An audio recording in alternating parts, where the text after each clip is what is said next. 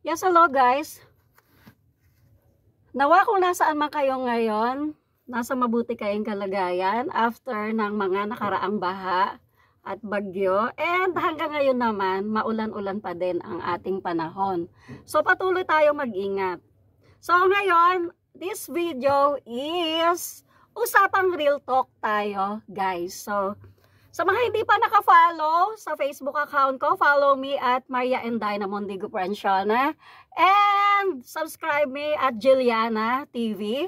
At Aina Diana, click my YouTube channel. And follow me also, support me at my Jilliana, my TikTok account. Yan yung mga 3 active social media platform na lagi kong pinupush sa inyo. Yan, yung account ko ever since guys.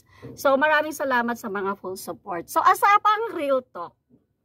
Charan! Usapang real talk. Bakit ganito ang gobyerno natin? Shout out lang.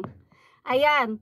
Sa mga hindi nakakaalam kung ano ako on or off sa camera guys dito sa pagiging content creator. Syempre, bukod sa pagiging content creator, nagbablog, nag-start ako sa Taiwan and hanggang ngayon nga, nakauwi na ako sa Pilipinas, nagpatuloy ako sa pag-vlog. Ayan. So, eto lang, may gusto lang akong i-real talk dito sa Pilipinas. Sad reality.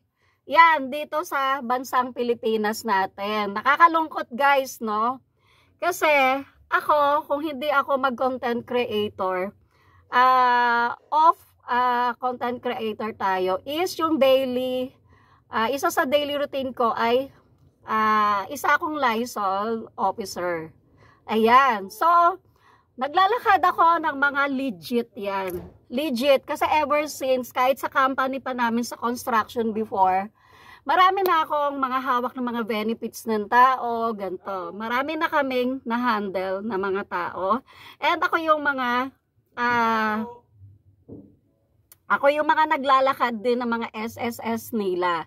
Sa lahat. Wait lang, guys. Merong wait lang.